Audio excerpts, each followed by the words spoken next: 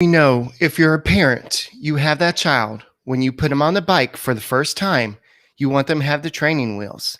But Dusty Baker, Jake Odorizzi, it's time to take off the training wheels. He can pitch more than 5 innings. Leave him in. Leave him in, coach. We'll talk about this and more on today's Locked On Astros podcast.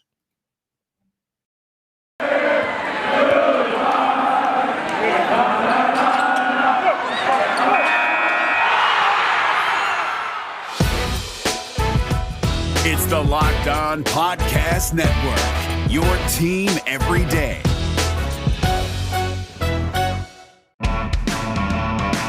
Hello and welcome to Locked On Astros, your daily Astros podcast. Here are your hosts, Eric the Man Heisman and Brett H-Town Wheelhouse Chansey.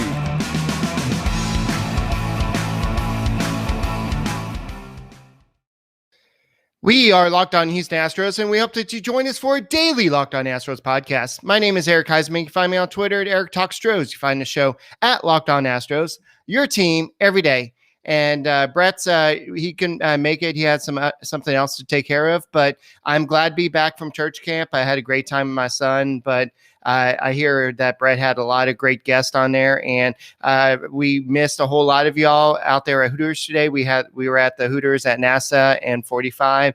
We did like 2 shows. If you want to go watch the YouTube versions, I'm not sure if we're going to put on audio versions, but if you want to go watch the YouTube, go to our YouTube channel and please subscribe. We are getting so close to 1,000. I know I'm exaggerating a little bit, but we're getting close. We're at 570 right now, and so we're trying to get close to 600. Then from 600, we're trying to get to 1,000. And guys, speaking of getting close, if you want to know about the Astros prospects, I know there's a lot of Astros prospects out there that you want to get to know.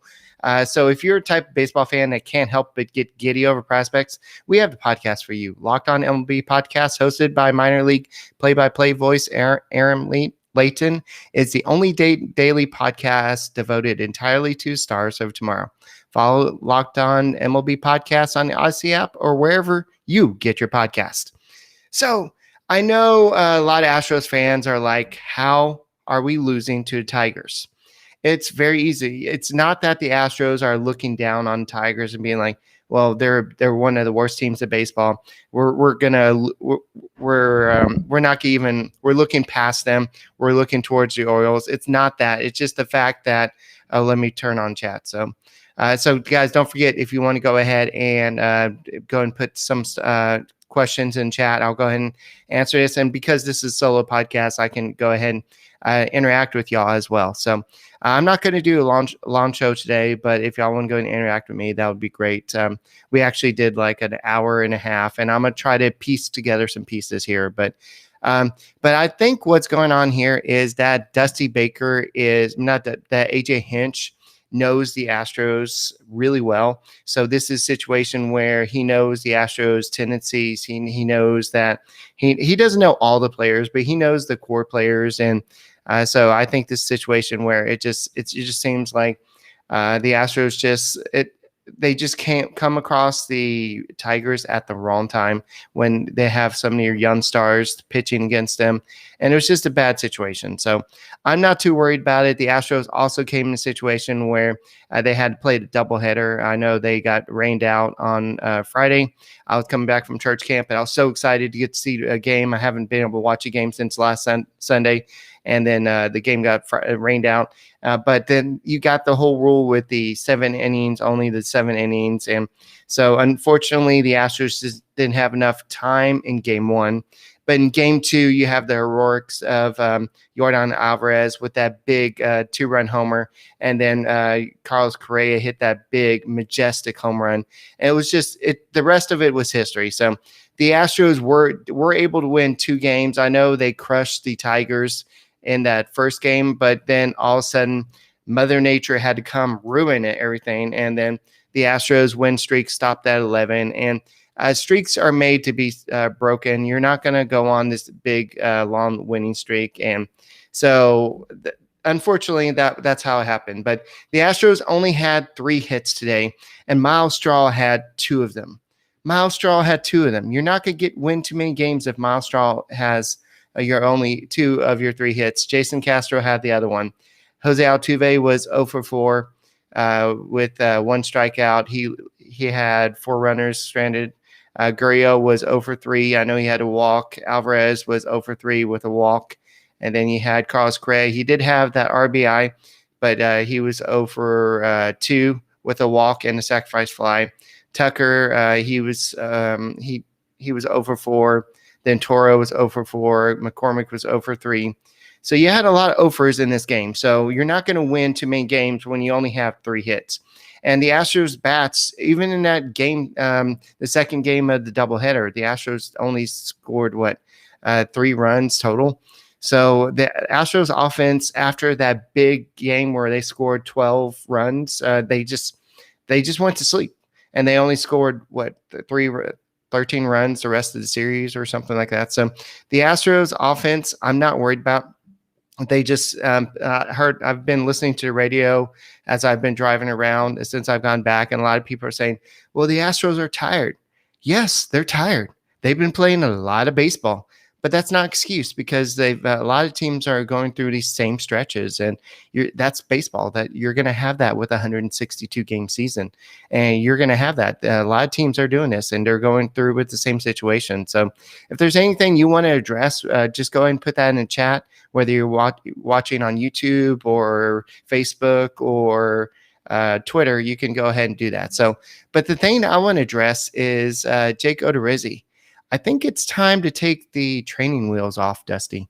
I know when I was gone, he pitched really good. He had 5 no-hit innings, and then you brought in Christian Javier in that game, and he had 2 more no-hit innings, and then you had that rain delay, and then Brandon Bielak came in and broke up the no-hitter. But my point is why are we limiting him? I know in that no-hitter, the potential no-hitter last week, he threw 86 pitches. So in today's game, why did Dusty Baker bring him out after only 76 pitches? I know that after the game, they said that he had a cut on his finger, and he said that it's nothing new to me. It happens all the time. It's really a non-factor to him. And he said, well, could you have pitched with this? And he said, yeah, I pitch with this all the time. So it's not a really big deal. So this is now 14 straight scoreless innings. So I think it's time to take the training wheels off, Dusty. And he did give up a lot of hard contact, but he still only scattered just 2 hits, 5 scoreless innings. He has 14 inning scoreless streak, and he did have that 4-inning piggyback start. So he is being kind of slowly moved along since he came back from the IL. And so he said, could he have pitched? Yeah, I could have. I didn't. I don't make those decisions, so it's not exactly my jurisdiction. So he pulled that. He pulled my jurisdiction. So that's not really a good thing. But he said, realistically, I knew my pitch count was low, but at the same time, I'm not stupid, and I know I have to build the trust of getting extra pitches. Up to this point, my numbers haven't been as normal as they are. So basically, he feels like he still doesn't have the trust of Dusty Baker, and I don't know what he has to do to actually build up the trust of Dusty Baker. But Christian Javier did not have it today. He walked 4 batters. I believe he walked in a runner as well. We were kind of doing a raffle at the time at Hooters today when that walk happened. So it was bad timing, but it's just like frustrating to see when Jake Odorizzi was having that success. And before we talk about something, I do want to kind of talk about how they're checking for the foreign substances. And this is something that they did, I believe, after the first inning. And this was something that I guess they're going to do a lot often. They're going to do random checks. And I know that Hector Santiago of the Mariners, he actually got caught, and he said, well, it's just sweat and rosin. This is stuff that's legal. I sweat and I use rosin. That's legal. And so this is part of the game now. And I know we talked about that in the podcast earlier today, but Odorizzi was checked at least once that I can remember. I think he was checked the second time, but they went to commercial. But this is just something that I guess we have to be used to now. And so, speaking of getting used to stuff now, let's talk about how about I don't know if y'all are into seafood, but what about the Wild Alaskan Company? It's something where I know that our friend Sully, he actually in our little group chat today, he said, I got my first order of the Wild Alaskan Company. And we're like, what, you did? And he said, yeah, it came right to my door. So you should be eating more fish to get our omega-3 and protein. But the seafood counter can be a little intimidating. Which fish tastes better? What type of cut? Can you really be sure about the quality? Wild Alaskan Company takes the guesswork out of buying wild seafood. You're used to having a lot of choices when it comes to what you eat, but it matters where your food comes from. Get the nutrition from nature. The Wild Alaskan Company sources wild caught seafood from Alaska and Pacific Northwest. Wild Alaskan delivers high quality, substantially sourced wild caught seafood right to your door. Choose from salmon, whitefish, or a combination. And every month there are different specials to explore. Each shipment contains premium wild caught, individually wrapped portions of delicious seafood that's ready to prepare and easy to cook. Wild Alaskan Company seafood is how nature intended it to be. Always wild, never farmed or modified. And it contains no antibiotics. Get your nutrition from nature with Wild Alaskan Company. And right now you get $15 off your first box of premium seafood when you visit wildalaskancompany.com/MLB. That's wildalaskancompany.com/MLB for $15 off your first box. So guys, it's kind of quiet in the chat room. Let's get the chat box going. I know it may be a little quiet after kind of a disappointing series, but I know Jake Odorizzi, he's pitching really good, and I know that Framber Valdez had a complete game in his start. I know he only pitched 6 innings, and then Lance McCullers, he didn't last the full 6 innings or 7 or however long he lasted. But the Astros pitching, it wasn't really truly on them. I know that Valdez had that one pitch to Dylan Short that was a hanging breaking pitch, and that the 27th man basically took advantage of it and got that 2-run homer to basically win the first game of the doubleheader. But you're going to have those games, and the Astros pitching did what they could in the series. Unfortunately, Christian Javier just didn't have his stuff today, and this is what happens when you have somebody like this in the bullpen. He's going to look good sometimes, and if he's going to be your piggyback guy behind Jake Odorizzi, you're going to have some games like this where he's just not solid. Like today, he just didn't have any control. He walked 4 batters. He allowed that 1 run. Could have been worse, yeah. If you walk 4 batters in 1 2/3 innings, yeah, that's just a recipe for disaster. But fortunately, he only allowed that 1 run on 0 hits. But the rest of the bullpen did pretty good. I know Blake Taylor gave up the run to end the game. I know there's that error by Jason Castro on the dropped foul ball.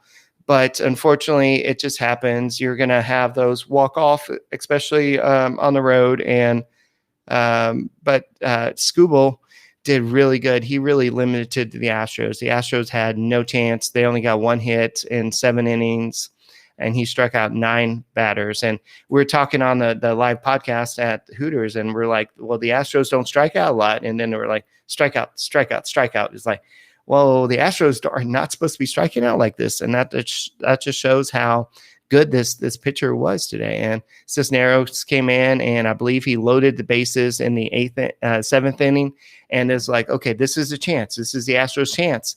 And then it just seems like every time the Astros had a chance, they would pop up or strike out, and that's how it was in this whole series, except for that one time when Yordan Alvarez hit that home run, and then you had that Carlos Correa home run, and a lot of people were talking about how much are you going to pay Carlos Correa, and the number that's kind of floating around is $35 million per year. Would you pay that? I know we talked about that. A couple of people were talking about that earlier on the other podcast we did earlier, and 35 million. So Jose Altuve is making 29 million per year. So you know that Carlos Correa is going to want to make more than Jose Altuve. So you're going to have to pay him a little bit more than that. So 25 million, 30 million is not going to be enough. So you're going to have to pay him 35 million per year. So if you do 35 for 8 years, that's 280 million. I heard somebody throw out the number 6 years, 280 million. That's way too much. That's more than Trevor Bauer or Tyler Bauer is being paid. So I don't see him making that much. So the question is, do the Astros re-sign him? I know that he has one of the highest WARs among position players behind Vladimir Guerrero in baseball. And that was before today's game. I don't know what Vladimir Guerrero did today, but so I know that Carlos Correa said that, hey, I check Fangraphs every day and I see where I rank, and it's an honor to be up there with one of the best young players in baseball. And he said that he was once one of those young players, and so right now he's kind of being that mentor to some of the young players on the Astros team. So he said he's paying it forward like a lot of like people did for him. So so thank you, Argenius. Yeah, the Astros are still in first place. The A's did win today, so they are 2 games ahead of the A's. So you're still in first place. And I know Dusty Baker said that he does look at the standings, and he says that I know a lot of managers don't. They look at the standings a little bit down the road, but he said, well, if you don't pay attention to the standings, then you could find yourself 10 games back, and then it'll be too late and stuff like that. So, but we talked about that in other podcasts today. So, but unfortunately, for some reason, there's 4 teams that have a winning record against the Houston Astros in 2021. And one of those teams is the Detroit Tigers. Why? I don't know why they swallowed that fly, but that's just how it is. And so the other teams are, let me see if I can find it, but I know I have it somewhere. But one of those teams is the Yankees. I believe there it is. They are 2-1 versus the Yankees this year. Or the Yankees are 2-1 versus the Astros. The Padres are 2-1. And the Rockies are 2-0 versus the Astros this year. And now the Tigers are 5-2 versus the Astros. So this is just kind of how it is. Sometimes you're going to face teams. So 2 of those teams are bad teams. Yankees are still kind of up in the air. I don't know who the Yankees are. The Yankees got destroyed. Garrett Cole, he doesn't have that sticky stuff anymore, so he kind of gave up 3 home runs. When's the last time you saw Garrett Cole give up 3 home runs in a game? And what's his new phrase? For Pete's sake, I can't get the grip on the ball anymore. So I'm sure he said that after the game. I haven't looked at that. But so good news. Austin Pruitt made a start with the Sugarland Skeeters today. Brian Abreu made an appearance, and Paredes is making. I don't know if he's made an appearance, but he's almost ready. So we're going to have some players ready. Josh James is on the way back as well. So the Astros have some reinforcements coming. The Astros bullpen has been doing better. The Astros have won 12 out of their last 14 games. So they still have outscored their opponents 98-31 in those those games. So they are still playing some good baseball. They have where's the standings? They still have a run differential of 142 plus 142. That is the highest. The next highest is the San Francisco Giants with a plus 100 run differential. So the Astros are getting it done. I know a lot of Astros fans are frustrated. Okay, let's just wipe it out of memory. Just remember what the Astros did versus the Orioles. Okay, so let's just take a second to meditate. Okay, just remember what they did. So take a second.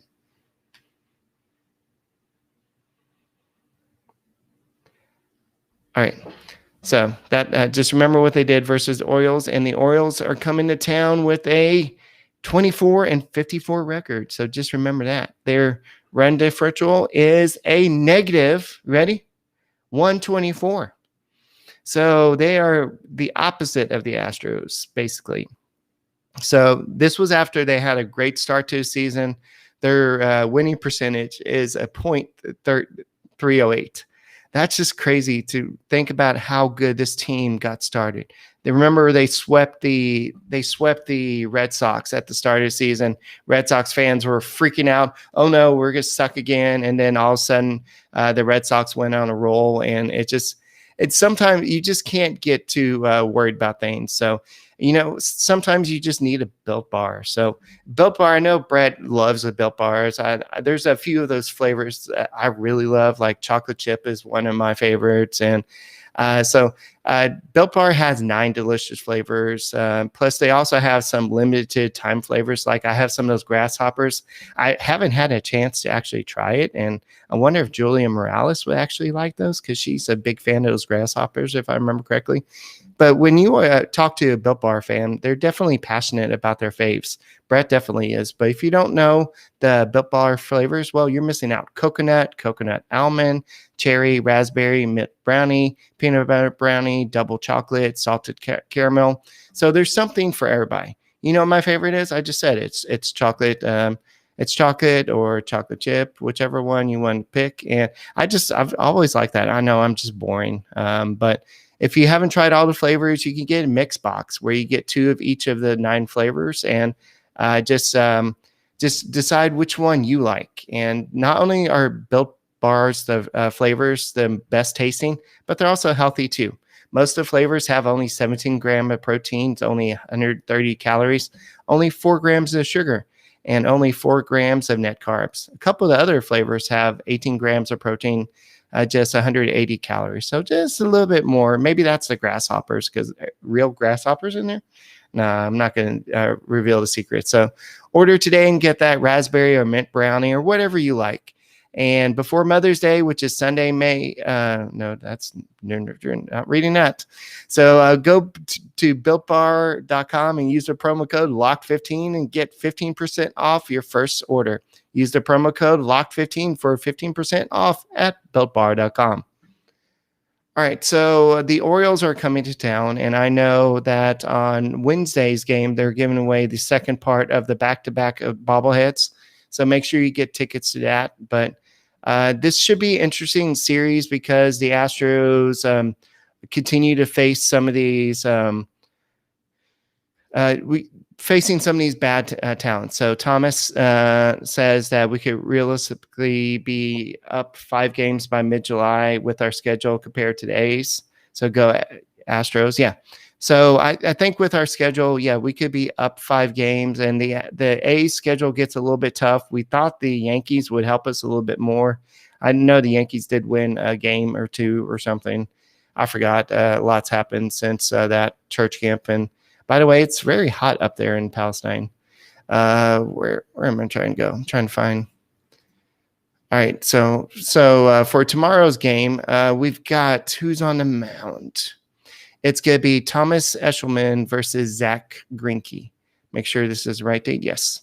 So this is definitely going to be an interesting matchup. Zach Greinke is always one of my favorite to watch, because I really like just watching him. And unfortunately, I think this is going to be the last season we're going to be able to watch him.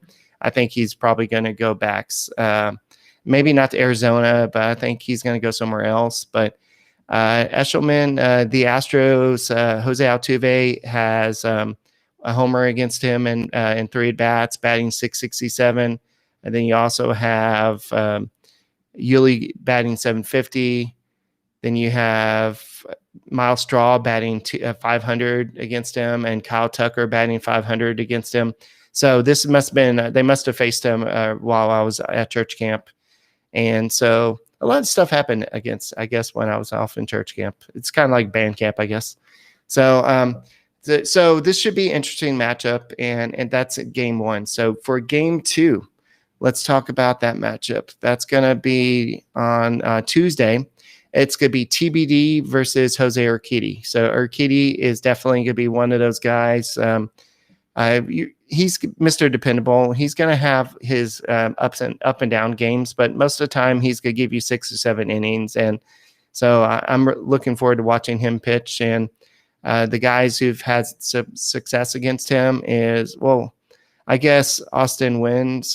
He's has 2 at bats and has a hit against him, but a couple guys have hit in 3 at bats. So there's no homers against him. So, and then for the third game, let me see, where is it? It's going to be another TBD. No, it's going to be Matt Harvey. Oh, old Batman versus Luis Garcia. So Luis Garcia is a guy that a lot of people are speculating should be in the All-Star game. With what he's been doing, he's got a 2.83 ERA. He has 85 strikeouts. I know in this day and age with all this analytics, and you don't really look at the wins and losses, but he does have 6 wins now. Matt Harvey has a 3-9 record with 7.54 ERA. Luis Garcia has not faced the Orioles, so this would be an interesting matchup, but they have not seen him before. And Gurriel has he's batting 400 in 5 at bats versus Harvey. And then we have Alvarez in 3 at bats batting 667 with 2 RBIs. So I think this is going to be another one of those slugfests for the Astros. I think Matt Harvey is not somebody I'm scared of. So I think the Astros are going to come back home and take care of business versus the Orioles. So this is going to be a good series to kind of forget what happened versus the Detroit Tigers. I'm not worried about it. Just let it go. I really think it's playing against your old manager and all that. So this is a short 3-game homestand. It's like come back home, then go to Cleveland to play the Indians. And the Indians, who would have thought the Indians have a better record than the Yankees? Let's think about that for a second. The Indians traded away Francisco Lindor and a whole bunch of other players, and now they have a better record than the Yankees. So talk about weird coincidences. So the Astros still have some of the best, one of the best offense, even though they struggled today. I'm not too worried about that in the long run. So this was just a weird series. Maybe they were tired. Maybe the rain delay, the rain postponement, the doubleheader messed things up. I'm not worried about it. I think they're going to come home. They're going to take care of business versus the Orioles. I mean, everybody else is too. So the Yankees are 4th place in the AL West. Man, can you imagine being Yankees fans right now? And so, as I kind of mentioned it earlier, Hector Santiago is the first pitcher to actually be ejected for having a foreign substance. And he's claiming it's nothing that's illegal, but he's probably going to be suspended unless sorry, did I say AL West? Sorry. This is literally the 3rd podcast I've done today. I'm tired. So yeah, I meant AL East. So for those of y'all looking, thank you, Moises. Moises corrected me. So yes, I meant the AL East. So yes, you know what I meant. So this is my 3rd podcast today. So, but anyway, so yeah, I think man, it's weird. Some of the teams that are so low, like the Royals were doing so good earlier this year. Now they're not doing so good. So that's baseball. I mean, I'm just so proud of the Astros. And I know that a lot of people are still talking about the cheating scandal and like, why are you going after the pitchers? Pitchers just, you're going after the pitchers for using foreign substance, but you're not going to suspend any of the Astros for what happened back then. That happened back then, guys. Let it go. Let it go. I mean, Rob Manfred made a deal with the players union to get cooperation to figure out what happened. That's why none of the Astros players got suspended. Let it go. Let it go. Let it go. I'm just so tired of this. And so anyway, there's probably so much I missed that I was going to talk about, but oh well. Joe Smith, he did throw a bullpen session. Dusty Baker does not know when he's going to get a rehab. Go ahead and go to AAA, but the bullpen session did go good. but there's no updates. Brian Abreu did pitch well. I do have, let me see, where is Austin Pruitt's number? I know he pitched 1 inning and he gave up 3 runs, I believe, in that one. Yeah, there it is. He and Austin Pruitt. Oh no, actually I don't know if that's 0.1 or 1 innings pitch, but he gave up 2 hits, 3 runs, 1 walk, and 1 strikeout. So he had 23 pitches. So he's bouncing back from surgery. And so Austin Pruitt is somebody that we could see maybe as a guy who can work his way back in. He could be our deadline acquisition. So we'll see what this is. So yes, I'm back, and I've done 3 podcasts today, and Brett had to sit this one out because he did a whole week without me. So I told him to go and take today and tomorrow off.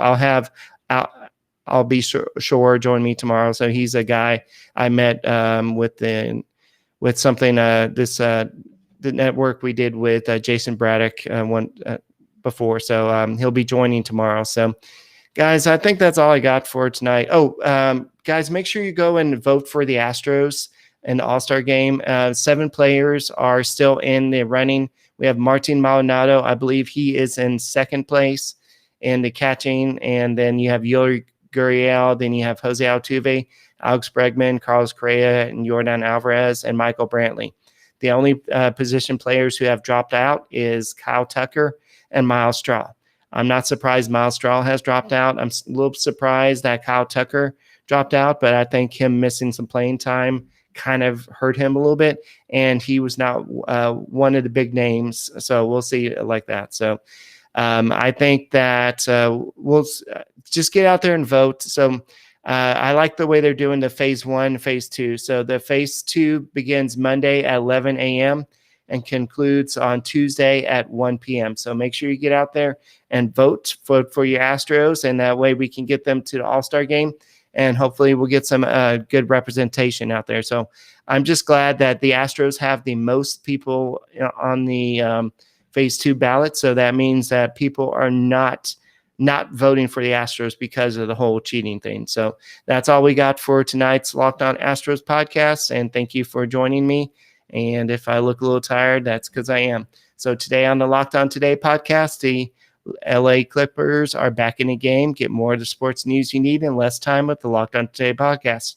Follow the Locked On Today podcast on Odyssey app or wherever you get your podcast.